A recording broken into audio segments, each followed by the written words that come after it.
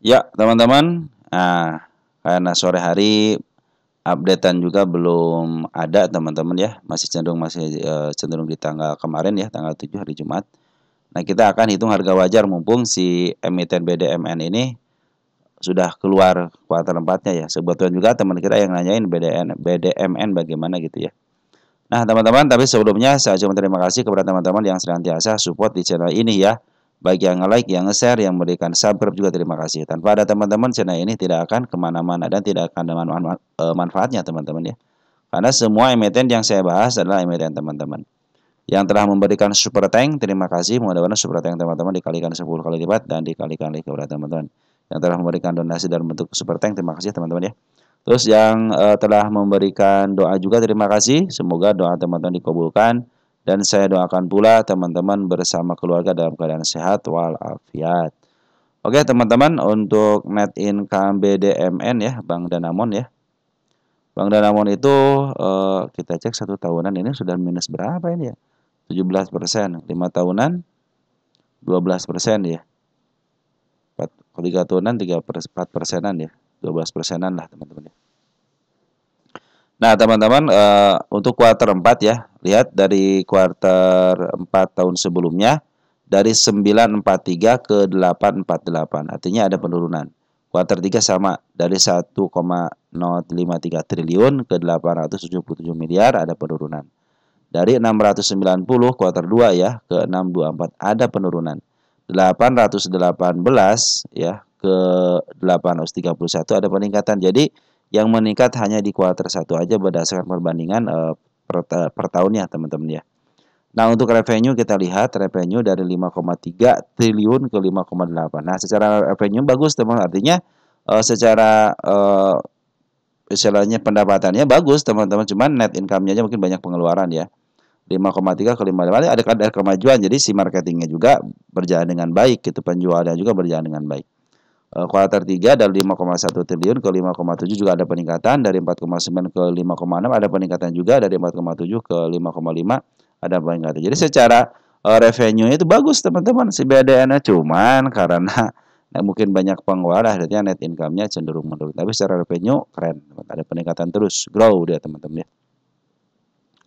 EPS-nya sekarang di 325 ya untuk TTM kuartal 4, cenderung menurun ya dari kuartal sebelumnya 358. Bagian dividen ke dia? Oh, bagian dividen teman-teman sekitar 5%-an, 125 perak ya. Wah, berapa persen nih? Ini payout ratio 38%. Oke, teman-teman kita nanti hitung ya. Nah, berapa sih harga wajarnya untuk Bank Danamon ini karena sudah mengalami penurunan lumayan tajam juga teman-teman. Perhatikan nih.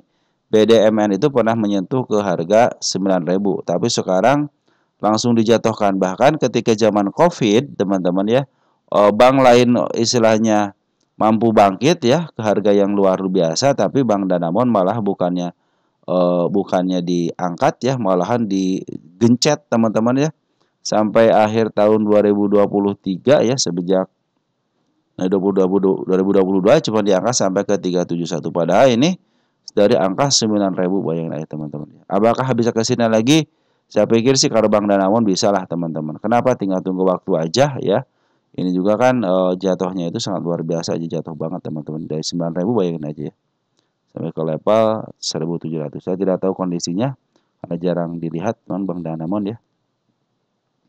Oke teman, kita hitung ya berapa sih harga wajarnya untuk BDMN ini, Bank Danamon ini. Sebelumnya ini PR ratio dulu. PR ratio itu 7,47, artinya di bawah 10 murah teman-teman. Biasanya 9 berarti masih ada 2 kali dari 7 ke 9. Cenderung murah teman-teman ya, cenderung murah. Tapi rata-ratanya 9 ya. Terus untuk PBB-nya 0,47, dia rata-rata dijual di harga berapa? Di 0,56, berarti ya memang berdasarkan 3 tahunan dia dijual di harga 1 teman, di bawah harga 1 0, ya untuk PBB-nya ya. Terus untuk DER-nya harus besar teman, harus besar teman DER. Kalau bank itu harus besar teman DER-nya.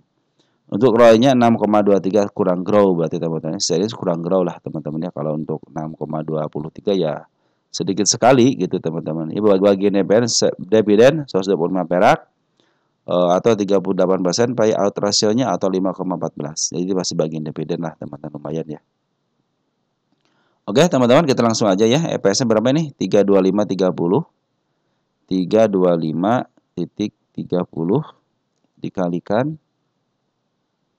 dikalikan PR rasio selama 3 tahun, rata-ratanya 9,31. 9,31 sama dengan di 3.028. Kalau sekarang harganya 2.000 berarti masih tinggi teman-teman untuk ke harga wajarnya. Artinya masih murah lah teman-teman ke 3.000 ya. 3.000 aja sekitar berapa poin? Sekitar 600 poinan teman-teman. Lumayan ya 600 poinan. Terus kita akan hitung berdasarkan rumus PBB ya.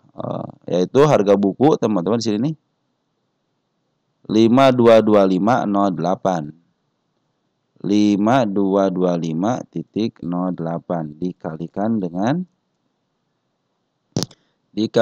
dengan PBB rata-rata selama 3 tahun ini berapa ini? 0,56. 0,56 sama dengan di 2.929. Artinya kalau berdasarkan PBB masih ada cenderung dari harga 2.400 ke 900 sekitar 500 poin lagi teman-teman ya. Nah, itulah harga wajarnya. Nanti kita catat teman-teman di sini ya. Kita catat di sini nanti. Nah, kita akan hitung berapa sih dividennya untuk perkiraan dividen. Ingat ya teman-teman ya, dividen itu biasanya harus ada persetujuan RUPS teman-teman. Jadi ini hanya patokan atau hanya perkiraan aja. Yang aslinya itu nanti ketika RUPS teman-teman. Atau nanti ada beritanya lah teman-teman, pasti keluar beritanya kok. Oke, kita hitung berapa sih harga dividennya untuk tahun ini perkiraannya ya. 38,57% ya. Tinggal EPS nya 325 titik berapa? Titik 30 ya. Titik 30 dikalikan dengan payout ratio tahun lalu 38,57. 38,57%. 125 teman-teman ya. Berarti tidak beda jauh ya untuk dividennya. Nah teman-teman kita hitung lagi berdasarkan satu lagi ya. 12548 125.48 dibagi dulu EPS tahun lalu ya. 35851 358.61 ya. 51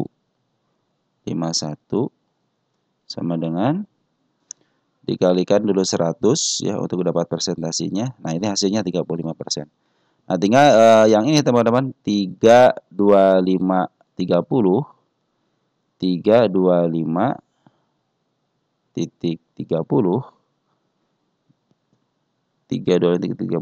EPS-nya ya.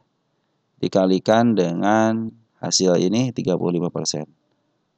35% sama dengan 113 teman-teman ya. Jadi agak sedikit berkurang ya untuk tahun ini teman-teman ya. Kita akan catat dulu di sini teman-teman ya. Kita akan catat dulu di sini nih di lukisan market maker ya. Tunggu sebentar ya. Nah, teman-teman udah saya catat di sini ya. Perkiraan dividen 125, harga wajar 3.028, PBB 2926 ya. Nah, kalau teman-teman hitung, teman-teman berapa sih potensi persenannya gitu ya. Kita 1,3 aja tinggal dibagi harga sekarang, teman-teman. Sekarang berapa? 24,30 ya. 24,30. Nah, ini perkiraan dividen kalau teman-teman punya harga sekarang ya. Tinggal dikalikan gitu aja, teman. Sekitar 4%-an, teman-teman ya. Kalau harga sekarang sekitar 4%-an, ya berarti menurun, teman-teman ya. Biasanya 5%-an gitu, berarti ini di harga di atas gitu kan. Nah, kalau 123-nya berapa persen? 123 dibagi 123 kan? 125. 125 dibagi 125 benar 125 ini ya. Benar 125. Nah, dibagi dengan harga sekarang 24,30. 24,30. Nah, hasilnya itu adalah dikalikan aja 100 sama sekitar 5%-an teman-teman. Jadi tidak jauh beda ya antara 3% berapa persen? 4% sama 5% lah, tidak jauh beda teman-teman ya. Malah hilang. Tunggu sebentar teman-teman. Nah, seperti itu teman-teman ya. Oh, kita hitung berdasarkan, bukan hitung, kita secara TA dulu teman sebentar ya. Ini dia punya tahanan yang ke berapa nih? Di angka 2058 tahun berapa nih? Tahun 2021 teman. Kita cek ya tahun 2021.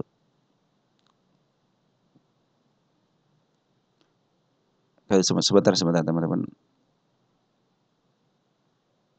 Nah, teman-teman di sini ada teman-teman ya. Untuk ini harga 2430 ya. Di sini ada teman-teman. Nah, di angka 2318 teman-teman itu ada untuk penurunannya. Bahkan teman-teman di sini juga sebenarnya dia sudah mulai ada tanda-tanda penurunan ya. Ini kan udah kalau lewat ya udah rendah banget teman-teman. Nah, teman-teman di sini ya. Sebenarnya sudah ada tanda penurunan di sini di angka 2381. Kalau teman-teman urutkan dari sini berapa persen sudah turun sih? Sudah lumayan ya. 9% baru sedikit kalau di sini mah ya. Kita ukurnya dari yang tinggi teman-teman ya. Nah, ketahuan kan tinggi kan. Nah, kita pendekin. Ketemu dah. Nah, ya. Ketemu kan yang pendeknya di mana? Yang pendek yang tingginya di mana? Nah, kita ambil yang tertingginya teman-teman. Nah, di tahun berapa nih? Tahun 2022 ya. Sampai sampai sini ya. Nah, sampai sini. 36%-an teman-teman ya untuk untuk kejatuhannya ya. 36%-an. Lumayan dalam juga teman. Apalagi sekarang lagi posisinya juga apalagi menunduk ke bawah teman Bremen ya. Lagi menunduk ke bawah ya. Nah, walaupun dia lagi penurunan, teman perhatikan ini ada area kenaikannya di angka 2439 area kenaikannya. Terus ada juga di area sini teman-teman. Di area 2580. Sini cenderung bagus, bagus-bagus nah di sini nih. Ada lagi area kenaikannya di angka 2536. Itu ada kenaikannya teman-teman ya. Yang terdekatnya ada di angka 2443. Nah, ini mudah-mudahan sudah mulai ada pertanda sudah mulai ada tekanan walaupun ada tekanan dari atas teman-teman. Tapi perhatikan gini teman-teman ya. Ketika sebuah emiten itu ditekan teman-teman, ditekan terus gitu ya. Tapi dia tidak mau keluar daripada harga yang bawahnya. Model di sini kan ya ada penurunan teman-teman. Cenderung dia bikin step kan, step 1, step 2. Nah, cenderung berarti ada yang nahan teman-teman ya. Cenderung dia tidak mau ke atas, tidak mau ke bawah, cenderung pingin di sini gitu kan. Seperti itu biasanya seperti itu teman-teman ya. Karena sudah sedau-sedaunya sudah mulai kelihatan ya. Mau naik lagi dikit langsung dihajar, naik lagi dihajar lagi. Tapi diturunkan juga tidak mau. Kenapa di sini nih ketika diturunkan diangkat lagi. Berarti cenderung di sini adalah tahanan kuat. Nah, kalau sudah sampai menyentuh 2319 artinya dia sudah mulai menyentuh ke supportnya teman-teman. Artinya sedikit lagi ada peluang untuk downtrend teman-teman. Untuk downtrend artinya emang sekarang juga lagi downtrend, cuman peluang untuk ke step lebih bawahnya ada lagi teman-teman ya. Nah, mudah-mudahan mungkin nanti ada kenaikan sementara bisa ke level sinilah teman-teman yang tapi diam ya 2439 teman-teman sini 2440-an tapi diam. Kalau tidak saya tidak melihat ataupun ke angka sini ke angka 2536. Nah, ini hati-hati area penurunan 2381 sama di angka yang 2403-nya teman. Itu ada area penurunan. Nah, kabar baiknya apalagi teman-teman ternyata si bandar si bandar lokal teman-teman sudah mulai sedikit ya pembuangannya. Nah, bandar Poren yang bagus itu teman-teman sudah mulai ngambil selama 2 hari ini. Yang ketiga hari saya belum lihat. Tapi kenapa katanya ini diturunkan? Karena sudah mulai pembuangan daripada bandar Poren. Ini bandar Poren sangat luar biasa pembuangannya. Kenapa dibuang? Karena ada yang nerima. Itu cukup segitu teman-teman ya. Kenapa bandar Poren ngebuang? Ada yang nerima. Nah, pertanggal 10. Wah, hari ini udah datang ya, udah datang nih. Hari tanggal ini tanggal 10 kita cek ternyata bagus teman-teman. Per hari ini ternyata BK, AK sama CC sudah mulai walaupun sedikit ya, tapi cenderung di sini sudah mulai masuk. Si Poren sudah mulai masuk teman-teman ya. Kita lihat domestik masuk tanpa ada pembuangan ya. Domestiknya itu ada si ES, ada si SQ, ada si PD teman-teman ya. Cenderung sih broker bukan broker retail biasa lah teman-teman. Apalagi si S sama si SQ sama si PD. Kalau si PD rata-rata emang istilahnya PD itu 50-50 ya kayak YP lah gitu teman-teman ya. Banyak ada juga yang pakai bandar juga di situ antara PD itu sama YP hampir sama teman-teman ya. Kategorinya gitulah sama lah. Dia itu retail tapi di dalam suka dipakai sama bandar juga. Nah, sebentar teman-teman, jadi tunggu aja konfirmasi MA10 di bawah candle lagi ya, seperti biasa. Karena ini adalah dalam posisi dia tidak terlalu murah, teman-teman. Kalau ingin murah banget di angka 600-an, cuma tidak, sudah beberapa tahun tidak apa namanya, tidak up ya. Bukan tidak up. Tidak mau turun ke harga yang lebih murah lagi, cenderung dia ditahan di angka 1.700-an ya, 1.600 waktu tahun 2020 ya, teman-teman ya. Kita cek ya tahun 2020-nya, teman-teman ya. Nah, ini adalah tahun 2021, teman-teman. Ada juga area penurunan di level sini, teman-teman. 2100 ya, 2100. Ya, 2100, teman-teman, 2100 nih ada nih. Ada si ekor merah. Nah, ini sama teman-teman, di sini juga ada penurunan ya, area untuk ada gap dikit ya di 2038. Nah, itulah area penurunannya, teman-teman ya. Kita cek di sini. Ada enggak? Nah, ini teman-teman lihat nih. Nah, ini ada gap kecil, teman-teman, gap kecil dikit. Nah, gap kecil dikit di angka 1.600 ya. Itu area paling rendahnya, teman-teman ya. 1.600 paling rendahnya. Apakah dikasih ke situ? Ya, kalau si badannya mau silahkan aja gitu kan. Karena sudah mulai jebol juga gitu kan. Secara MA juga sih sudah mulai jebol, teman-teman ya. Nah, teman-teman ya, secara MA juga sudah jebol di sini kan. Ini juga sudah jebol. Artinya untuk bikin stepnya dia tidak sanggup, malahan dia bikin step untuk penurunan, model si bukitnya tidak bisa dilewati sama bukit sesudahnya gitu kan. Di bukit sebelumnya tidak bisa dilewati lagi, maka artinya cenderung downtrend. Makanya kenapa saya bikin target ke angka 2535, teman, untuk membuktikan bahwa ada bukit kecil yang di sini sudah terlewati. Apalagi target saya di angka 2580 untuk membuktikan bahwa si bukit yang ini sudah terlewati juga, teman-teman. Itu mungkin tanda-tanda kenaikan dan sekalian bisa menembus MA 200, teman-teman. Itu ya maksud saya seperti itu, teman-teman. Oke, teman-teman, mungkin seperti itu aja yang bisa saya sampaikan untuk teman-teman. Mudah-mudahan membantu teman-teman ya. Kita akan bahas lagi emiten-emiten teman-teman yang lain. Sekian dan terima kasih. Salam teruntuk keluarga di rumah dan ciao.